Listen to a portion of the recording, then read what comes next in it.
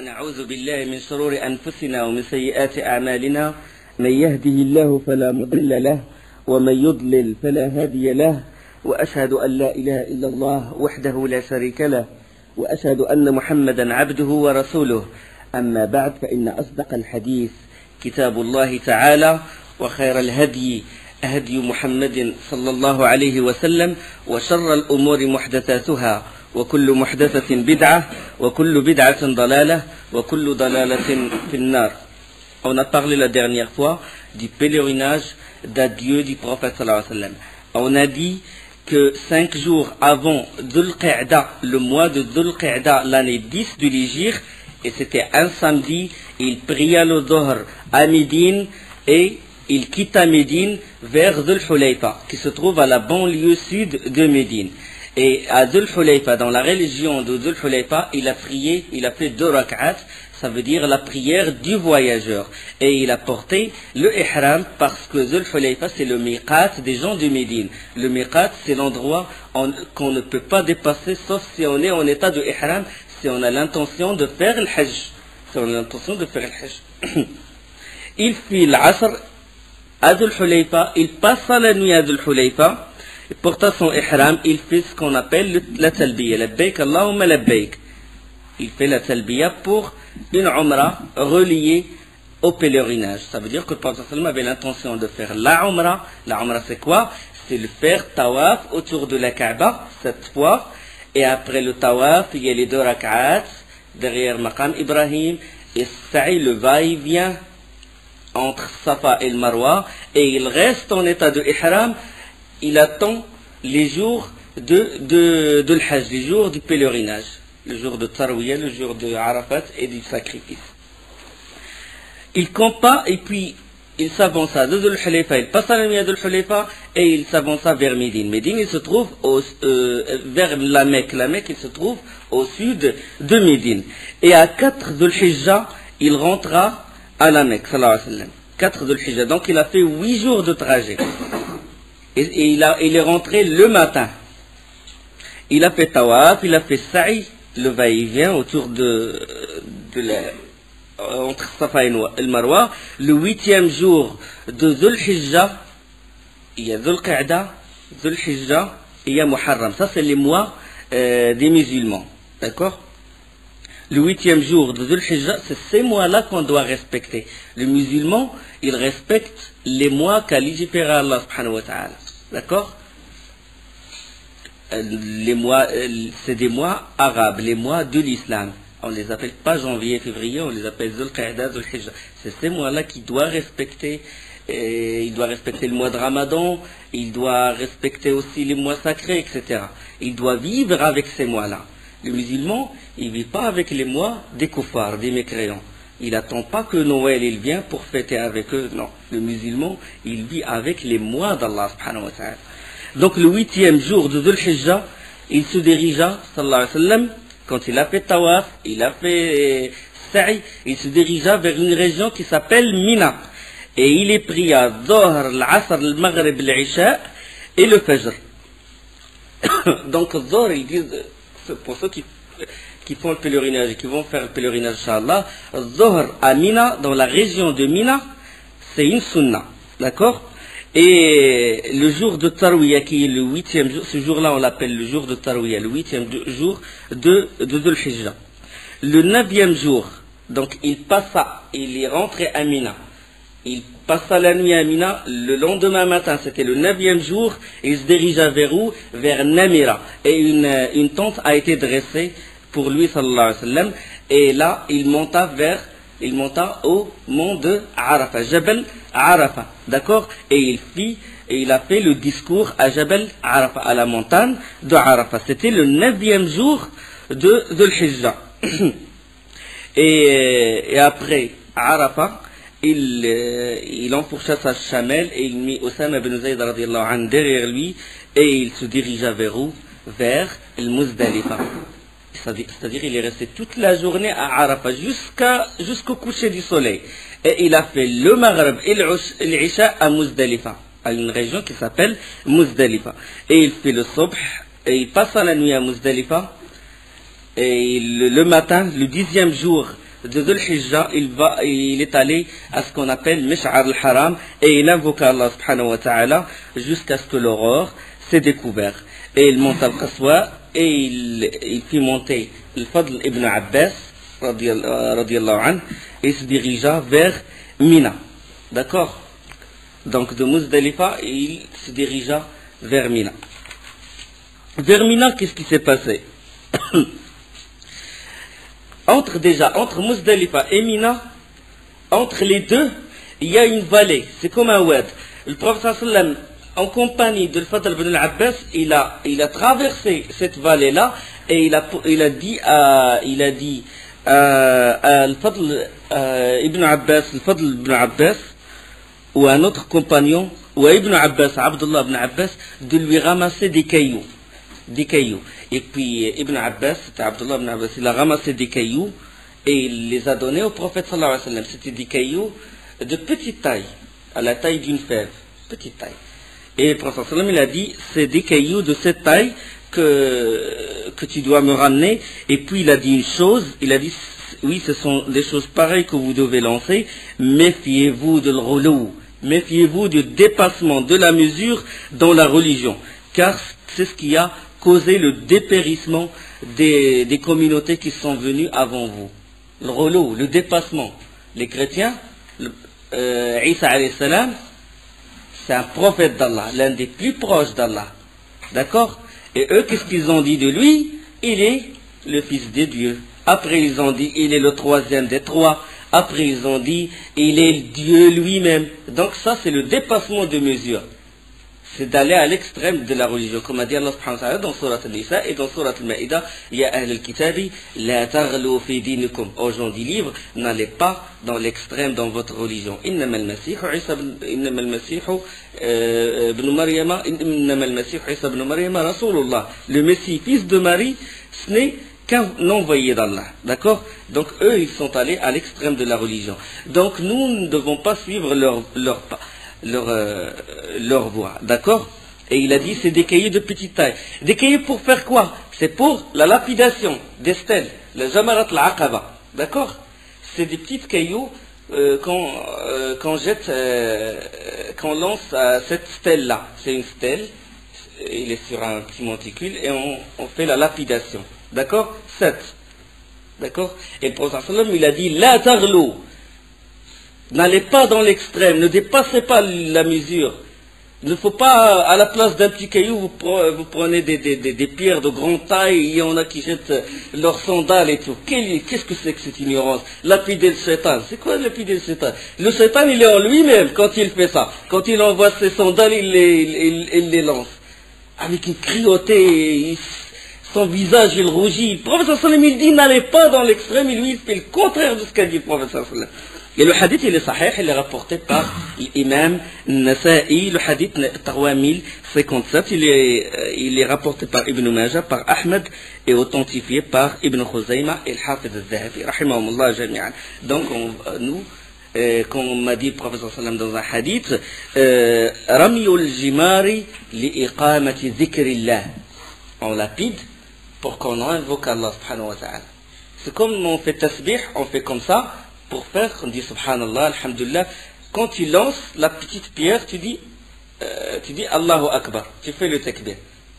Ce n'est pas pour casser la tête à Satan, c'est quand tu prends la grande pierre, là, Satan, il t'a tenté, il t'a piégé.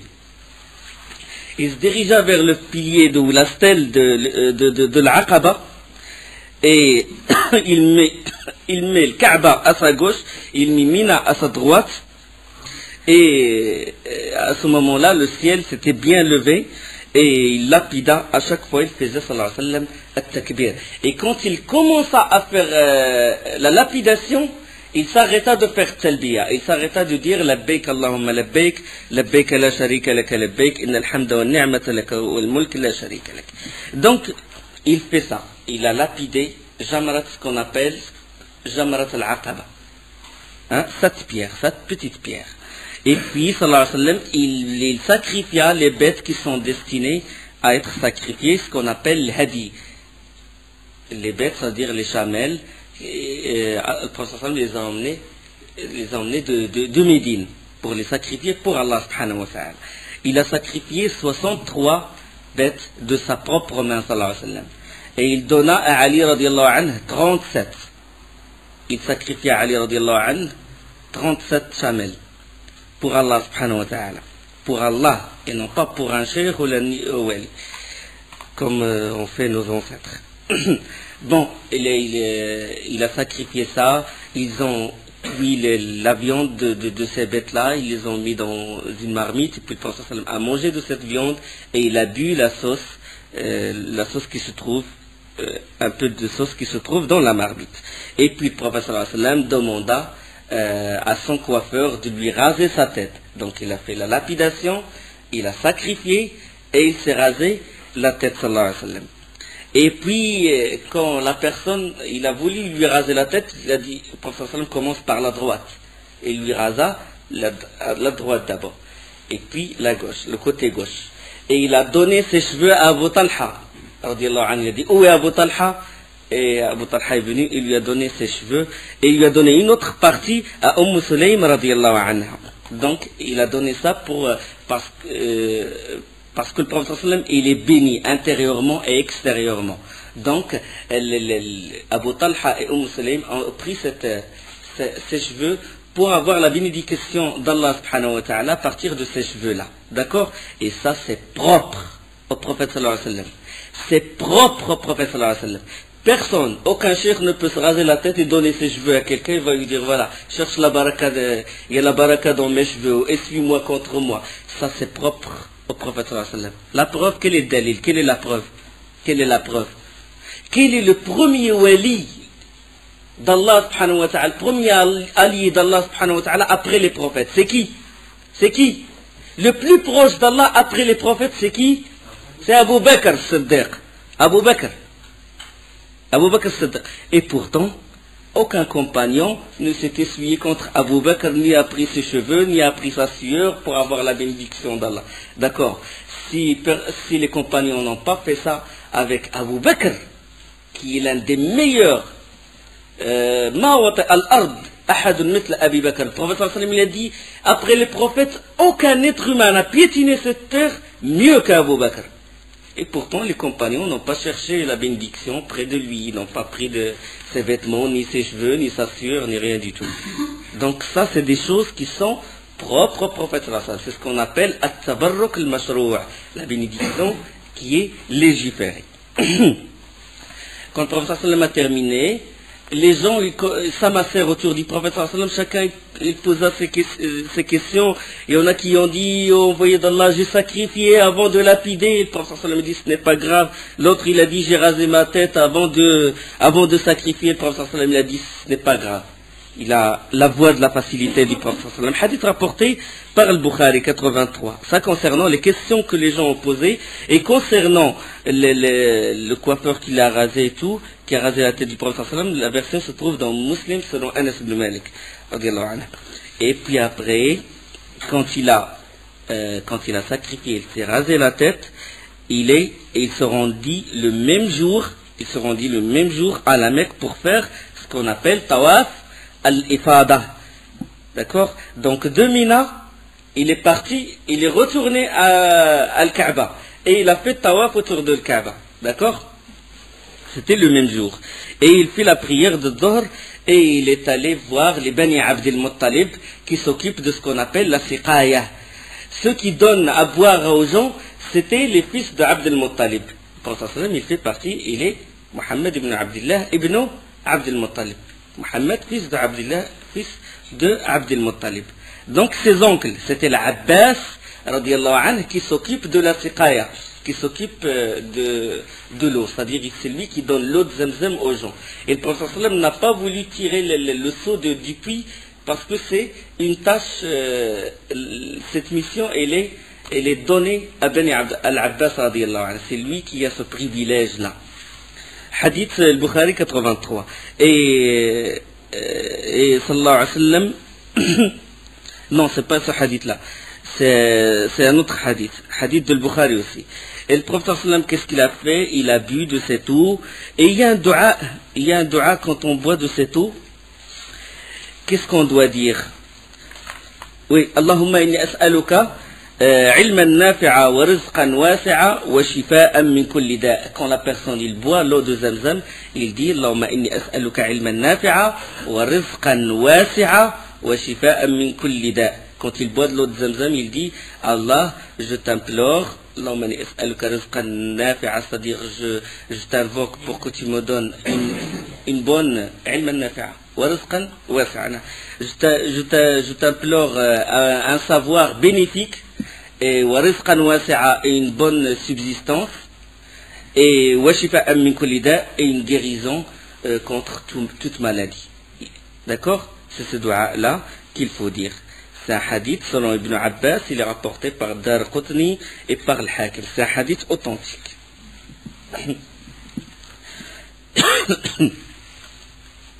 Donc, le prophète sallam il a bu de cette eau et il a fait une prêche ce jour-là exactement. On est à Dhul Hijjah, le 10 de Dhul Hijjah, c'est le jour du sacrifice. Il a sacrifié, il est parti à Mina et il est retourné à la Kaaba. Il a fait tawaf autour de la Kaaba et il a bu de l'eau de Zamzam. Et puis après le Kaaba, quand il a fait le tawaf, ce qu'on appelle tawaf, l'ifada, il est retourné à Mina. Et il passa 3 nuits. Donc il est retourné à Mina, il passa 3 nuits à Mina. Le 11e, le 12e et le 3e jour. Et chaque jour, il fait la lapidation. Rami Jamarat. D'accord? Il fait la lapidation chaque jour. Il s'installa, sallallahu alayhi wa sallam, et là, après le 3e jour, qu'est-ce qu'il a fait? Il quitta cet endroit et il partit à un autre endroit qui s'appelle Al-Khif. Il s'installa à cet endroit, il fit ce qu'on appelle Zohr, l'Asr, le Maghrib et l'Isha, et puis se reposa un moment, puis se dirigea vers la demeure sacrée et fait ce qu'on appelle Tawaf al-Wada'. Le tawaf d'adieu.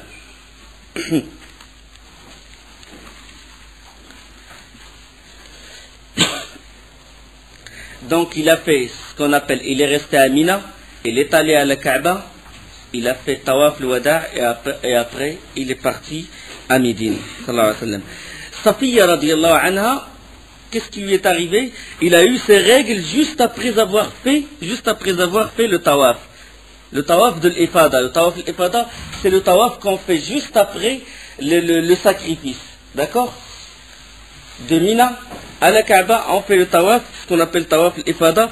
Et elle, il a eu ses règles juste après ce tawaf-là.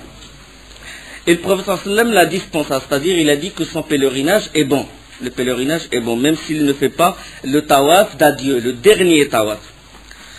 Et Aïcha radiallahu anha également il a eu ses règles, mais elle a eu ses règles au début. Il a eu ses règles avant l'entrée de la Mecque. Et le prophète sallallahu alayhi wa sallam, il a dit, fais tout ce que fait le pèlerin, sauf tu ne fais pas le tawaf autour de la Kaaba. Tu ne fais pas le tawaf, et également le va-et-vient entre Safa et le Marwa. D'accord? Mais le fait de s'arrêter à Arafat, le fait de lapider et tout ça, il le fait. Et quand le prophète sallam il rentra chez Aïcha radiallahu anha, et il la trouva en train de pleurer. Il lui a dit, pourquoi tu pleures?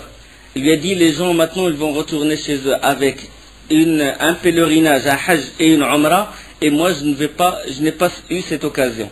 Moi je vais rentrer chez moi juste avec le pèlerinage. La umrah je ne l'ai pas fait puisqu'il n'a pas fait tawaf autour de la Kaaba, le premier tawaf de la umrah. Et le prophète sallam, qu'est-ce qu'il a fait? Il appela Abdurrahman ibn Abi Bakr. Il a dit, prends ta sœur et sortez du haram, la limite du sanctuaire, et qu'elle fait l'ihlal, ce qu'on appelle ihlal, il dit la baika umrah. Ça veut dire j'ai l'intention de faire une umrah. Et qu'elle fait le talbiya de la umrah, il fait tawaf. Il a dit, emmène-la jusqu'à l'extérieur et fait le talbiya et il fait sa umrah. Il a dit, je vous attends ici. Et le prophète sallam les a attendus. Il les a attendus. Ça, c'était le 13e jour de Dhul Hijjah.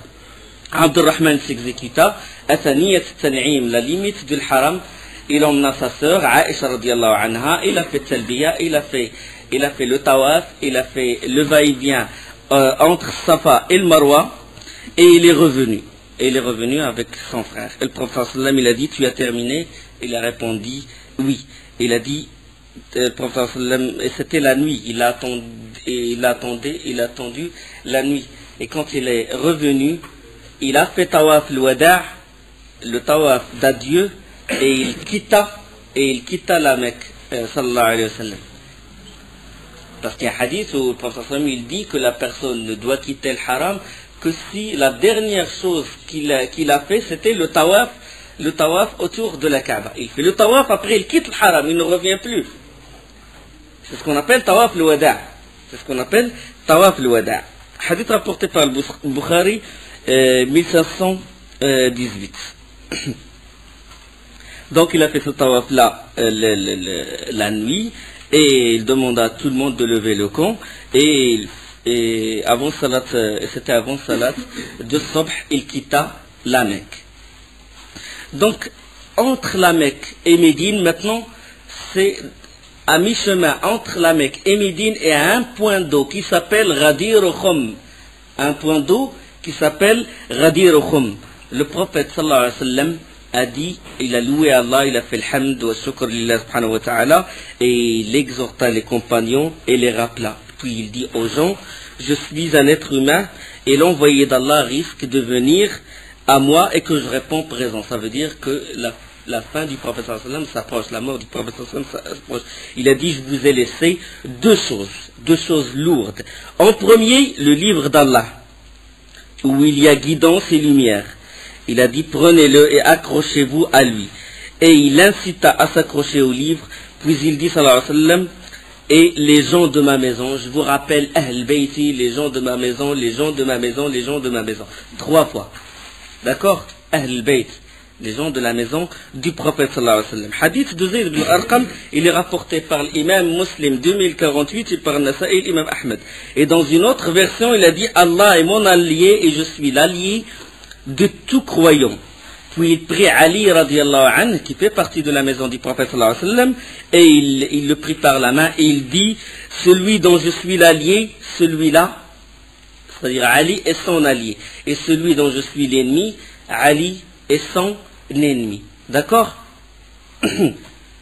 Hadith rapporté par Nasa'i al-Hakim et par l'imam Ahmed et par Doulabi et Ibn Hibban. Donc les gens de la Sunna et le Jama'a, ils aiment les gens Ahl Bayt, les gens de la famille du prophète sallallahu alayhi wa sallam. Sauf nous, on fait rentrer dans Ahl Bayt ces femmes, les femmes du prophète sallallahu alayhi wa sallam. Aïcha Khadija radiallahu anha, Aïcha Hafsa Jouairiya ou Salama, Saouda bint Zam'a, Zaynab bint Jahsh, toutes ces femmes, ils font partie de la maison, font partie de Ahl Bayt. Donc nous, on observe cette recommandation. On croit à cette recommandation. On aime les gens de la famille du prophète sallallahu alayhi wa sallam et on les respecte et on sait qu'ils ont un privilège. D'accord? إنما يريد الله ليذهب عنكم الرجس أهل البيت ويطهركم تطهيرا. Allah ne veut que vous débarrasser de toute souillure aux gens de la maison du prophète et vous vous purifiez pleinement. Donc les gens de la maison, Aïcha, Khadija, ils font partie de Ahl Bayt. Et comme j'ai dit, on aime les femmes du prophète sallallahu alayhi wa sallam et ils sont nos mères. An-Nabiyyu awla bil-mu'minina min anfusihim wa azwajuhu ummahatuhum. Donc nous croyons que toutes les femmes du prophète sallallahu alayhi wa sallam sont nos mères. Allah il dit dans Surat Al-Ahzab, Surat 33, verset 6, il dit le prophète a plus de droits sur les croyants qu'ils n'en ont sur eux-mêmes. Il a plus de droits, sallallahu alayhi wa sallam, sur les croyants qu'ils n'en ont sur eux-mêmes. Et ses épouses sont leurs mères. Le croyant, il doit avoir la conviction ferme que Aïcha est sa mère, que Hafsa est sa mère et tout. D'accord? Et celui qui touche à la réputation de Aïcha, il est l'allié d'Abdullah ibn Ubay ibn Saloul, la tête des hypocrites. Celui qui a propagé des calomnies contre Aïcha. Tous ceux qui disent du mal sur Aïcha sont des alliés des munafiqin, de Abdullah ibn Ubay ibn Saloul. D'accord? Donc c'est ça notre aqidah, notre croyance, les gens de la Sunna wal Jama'a. On se désolidarise des Rawafid, des Rafida, qui haïssent et insultent les compagnons du prophète sallallahu alayhi wa sallam. On se désolidarise de cette secte des chiites qui haïssent les compagnons du prophète sallallahu alayhi wa sallam et de ses épouses.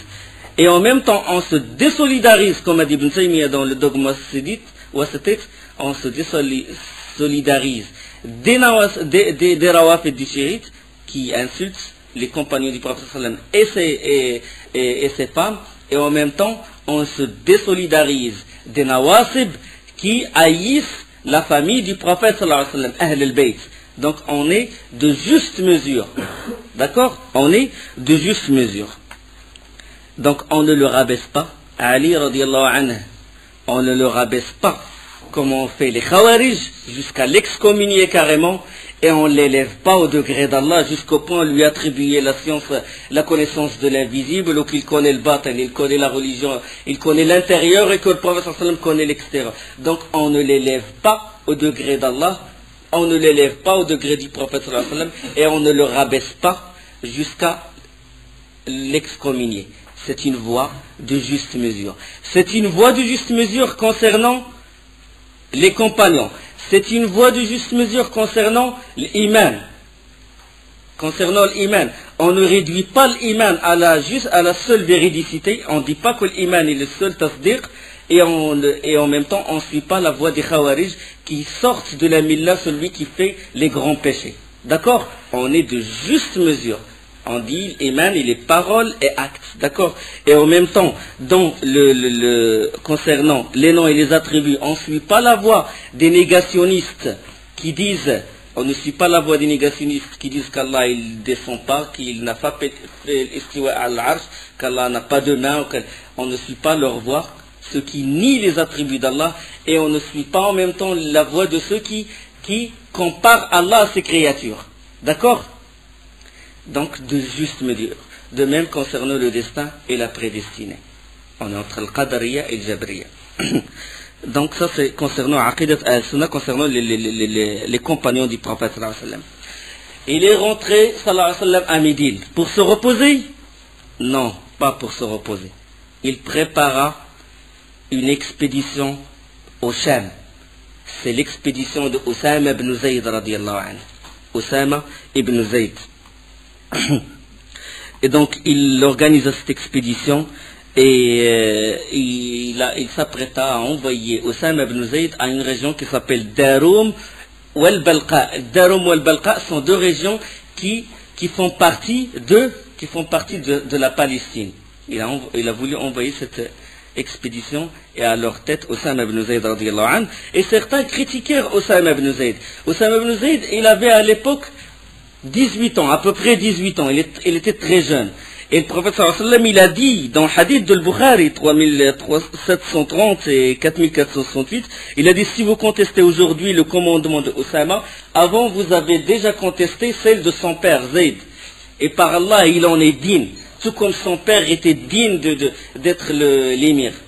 Et je l'aime, tout comme j'aime son père. C'est pour ça qu'on appelle Osama ibn Zayd al-Hib ibn al-Hibbi Rasulillah, le bien-aimé, fils du bien-aimé du prophète sallallahu alayhi wa sallam. Derrière Osama, dans cette expédition, il y avait Omar, il y avait Ubayd ibn al-Jarrah, il y avait Sa'd ibn Abi Waqqas, il y avait les têtes. Les personnalités les plus éminentes parmi les Muhajirin et l'Ansar étaient derrière un jeune homme qui avait 18 ans, Osama ibn Zayd radiyallahu anhu. Osama, qu'est-ce qu'il a fait? Il est sorti de Médine, il a installé un camp et il a attendu que ceux qui veulent aller combattre le rejoignent. Il a attendu. Il a installé un camp et il est resté à cet endroit et il attendait les gens pour ceux qui se sont préparés, qui ont préparé leurs montures, les provisions, leurs armes pour qu'ils le rejoignent. Et là, au début du mois de Safar, l'année 11 de l'Hégire, le prophète sallallahu alayhi wa sallam, il est sorti pour rendre visite aux martyrs de la bataille de Uhud, ceux qui sont tombés martyrs dans la bataille de Uhud. à la façon de quelqu'un qui faisait ses adieux, sallallahu alayhi wa sallam, aux morts et aux vivants. Et puis il a dit, je vous précède pour préparer mon intercession pour vos pécheurs, sallallahu alayhi wa sallam. Il est allé voir ceux qui sont tombés martyrs dans la bataille de Uhud. Il a dit, je vous précède pour préparer mon intercession pour vos pécheurs et mon témoignage pour vos justes. Et je dois en effet être votre témoin.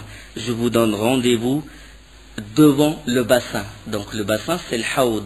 Le jour de la résurrection, le prophète sallallahu alayhi wa sallam va être près d'un haoud, d'un grand bassin où les gens qui l'ont suivi vont boire de ces bassins. Autour de ce bassin-là, il y a des verres, si vous voulez, ou des coupes comme ça. Leur nombre, c'est le nombre des étoiles du ciel, comme c'est rapporté par l'un des compagnons. Et il a dit, sallallahu alayhi wa sallam, je vous donne rendez-vous au bassin. Il a dit, et je vois que je vous donne rendez-vous devant le bassin, que je vois de ma position actuelle.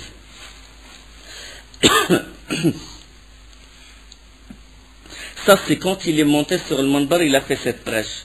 Il a fait ses adieux aux martyrs de Uhud et il est retourné chez lui et il est dans la mosquée, il monta sur le Manbar et il fit cette prêche, sallallahu alayhi wa sallam, devant les compagnons. Il a fait cette prêche devant les compagnons. Il a dit, je vous précède pour préparer mon intercession, etc. Il a dit, je vois le bassin al-Haoud d'ici, c'est-à-dire de le Manbar. Il le voyait, le prophète sallallahu alayhi wa sallam, directement, et il a dit, je ne crains pas pour vous d'associer quelqu'un d'autre à Allah, mais je crains pour vous ce bas monde. Je crains pour vous ce bas monde. C'est-à-dire, je ne crains pas pour vous que vous associez. Ça veut dire que toute la communauté va associer. Non. Ça n'a jamais été lieu. Ça n'a jamais eu lieu. Le fait que toute la communauté a associé avec Allah. Certes, il y a des gens qui ont associé de sa communauté, et nombreux, ils ont associé avec Allah subhanahu wa ta'ala. Le prophète sallam, il a dit, je ne crains pas pour vous d'associer quelqu'un d'autre à Allah, mais je crains pour vous ce bas monde, et j'ai peur que vous vous disputez à son sujet, vous vous entretuez, et ce sera votre perte, comme ceux sont perdus, ceux d'avant vous, vos prédécesseurs. Il a dit, juste ce que je crains pour vous, c'est ici-bas, les passions de cette vie. Vous allez vous disputer pour l'avoir et puis vous allez vous perdre comme ceux qui vous ont précédés. Wa subhanakallahumma bihamdik, ashhadu an la ilaha illa ant, astaghfiruka wa atubu ilayk. La Rasulillah. On est maintenant au début du mois de Safar, l'année 11 de l'Hégire. Une nuit de ce mois-là, le prophète sallallahu alayhi wa sallam, il réveilla son affranchi qui s'appelle Abu Muwayhiba. Et il lui dit, Abu Muwayhiba, j'ai reçu l'ordre d'implorer le pardon pour les morts d'Al-Baqi'a, la cimetière d'Al-Baqi'a. Et il lui a dit, viens avec moi. Et arrivé au cimetière, en face des tombes, le prophète sallallahu alayhi wa sallam a dit, que le salut soit sur vous, assalamu alaykum, soit sur vous, habitants de ces tombes. Réjouissez-vous. Réjouissez-vous. Réjouissez-vous de votre situation. Il a dit une chose très importante, il a dit, car de terribles épreuves attendent les vivants. De terribles épreuves attendent les vivants. Elles arrivent galopantes, sombres, comme les ténèbres de la nuit, se succédant, chacune plus virulente que la précédente. Les fitan, les grandes épreuves. Et puis, se tournant vers Abu Muwayhiba, il lui dit, les clés des trésors de ce monde m'ont été proposées tout en jouissant de l'éternité. Ça veut dire qu'Allah m'a donné le choix et qu'Allah m'a présenté les clés du trésor de ce monde-là, et il a dit, si tu veux jouir de ces trésors-là et rester immortel jusqu'à la fin, jusqu'au jour de la résurrection, et après ça tu auras le paradis. Allah subhanahu wa ta'ala a dit ça au prophète sallallahu alayhi wa sallam. Dans un hadith de Aïcha dans le Bukhari, il dit, chaque prophète, Allah lui a donné le choix. C'est-à-dire d'être immortel, d'être le dernier à mourir, en même temps jouir du paradis. Chaque prophète, Allah lui a donné ce choix. Et Allah subhanahu wa ta'ala a donné ce choix au prophète sallallahu alayhi wa sallam. Il a dit, Allah m'a donné les clés des trésors de ce monde et d'y rester éternellement, et en même temps je vais être au paradis. Et il m'a été donné de choisir entre cela et la rencontre d'Allah subhanahu wa ta'ala, la rencontre immédiate d'Allah. Donc soit jouir des trésors d'ici-bas et après j'aurai le paradis, soit que je rencontre Allah immédiatement maintenant. Et la rencontre de mon Seigneur et en même temps avoir le paradis comme récompense. Et Abu Muwayhib radiyallahu anhu, il a dit que ma mère et mon père te servent de rançon. Prends le choix où tu vas jouir des trésors d'ici-bas et après tu auras le paradis. Et le prophète sallallahu alayhi wa sallam a dit non. Non Abu Muwayhib, j'ai préféré aller à Allah et au paradis. Ça y est, je veux voir Allah subhanahu wa ta'ala, je veux rencontrer mon Seigneur. Et il implora le pardon d'Allah pour ces morts-là de l'Baqiyya et il rentra chez lui. Et dès qu'il rentre chez lui, ça y est, sa douleur commença, sallallahu alayhi wa sallam. Il a eu des douleurs dans la tête. Hadith rapporté par l'imam Ahmed al-Bazzar et autres, c'est un hadith sahih. Il rentra chez lui et il trouva Aïcha radiyallahu anha, et Aïcha il souffrait de la tête. Et il criait, oh ma tête, wa ra'sa, wa ra'sa, wa ra'sa. Et le prophète sallallahu alayhi wa sallam, il a dit, c'est plutôt moi qui va dire, oh ma tête, Aïcha, c'est plutôt moi qui va dire, oh. Dans l'état où il est, il veut faire rire à Aïcha. Chaque fois qu'il la trouve malade et tout, il essaie de la faire rire, il essaie de la consoler, sallallahu alayhi wa sallam, plein de miséricorde et de clémence. Il a dit, c'est plutôt moi qui dois dire, oh ma tête. Il a dit, qu'aurais-tu à perdre de mourir avant moi, que je m'occupe de toi, je te couvrirai dans un linceul, je t'enterrerai, j'implorerai le pardon d'Allah pour toi. Tu veux mieux que ça? Il a dit, Aïcha lui a répondu, il a dit, oui, mais après m'avoir enterré, tu vas rentrer dans ma chambre et tu vas ramener une autre épouse. Et le prophète sallam commença à sourire. Et sa douleur, il augmenta. Et malgré ça, il fait, pour ces femmes, chacun, il respecta le programme. C'est-à-dire, chacune de ces femmes a un jour bien fixe. Et il a respecté ce programme malgré sa maladie. Il est malade et pourtant sallallahu alayhi wa sallam, il était toujours juste envers ses femmes. Et puis chez Maymouna radiyallahu anha, sa douleur il empira. Ça y est, il ne peut plus se mettre debout et quand il a eu ce malaise, il réunit toutes ses femmes. Et il dit il leur demanda si elles voulaient le laisser durant sa maladie être chez Aïcha. Subhanallah, sallallahu alayhi wa sallam, il peut, sans leur dire, sans leur demander leur avis, et puisqu'il est dans cet état, il est malade, il peut aller directement chez Aïcha. Malgré ça, il a réuni ses femmes et il leur a dit, est-ce que vous acceptez que c'est Aïcha qui s'occupe de moi? Sallallahu alayhi wa sallam. Hadith rapporté par Ibn Ishaq avec un bon isnad et par le Hakim qui l'a authentifié et par une autre chaîne de rapporteurs. Là, dans ce malaise-là, pour qu'il l'emmène de la chambre de Maymouna à la chambre de Aïcha, il ne peut pas, le prophète n'a pas pu marcher. Il était entre l'Abbas et il était entre Ali radiyallahu anhu. Aïcha radiyallahu anhu, il a dit, j'ai vu les pieds du prophète traîner par terre, il ne peut pas marcher. Et il le mit chez Aïcha radiyallahu anha. Et puis il leur a dit, il a dit à ses femmes, versez sur moi 7 outres d'eau. 7 outres d'eau qui n'ont pas été ouvertes auparavant. La raison, Allah a'lam, on ne connaît pas la raison. Hafsa radiallahu anha, il a ramené une bassine qui appartient à elle. Et le prophète s'est mis dans cette bassine et ces femmes, ils ont pris les outres pleines d'eau et ils versèrent pour que sa fièvre se calme. Sallallahu alayhi wa sallam. Et puis après, il leur a dit arrêtez, ils ont arrêté.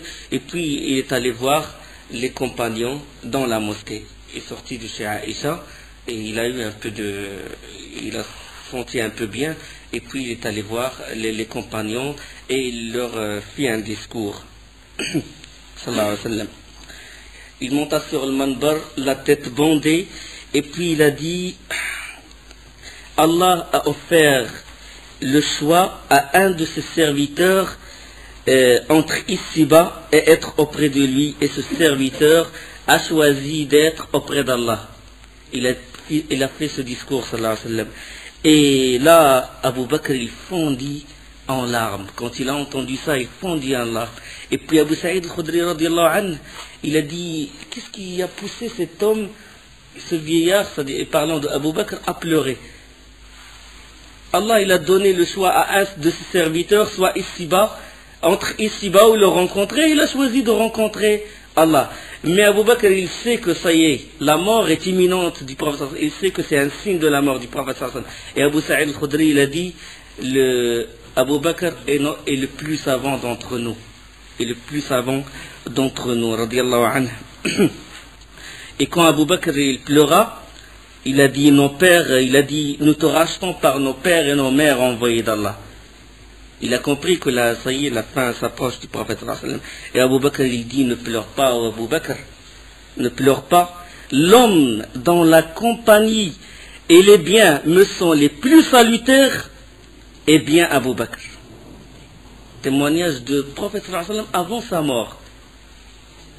Il a dit, j'ai tout rendu, chaque compagnon, je lui ai rendu ce que je lui dois. Mais Abu Bakr, seul Allah subhanahu wa ta'ala le récompensera dans l'au-delà.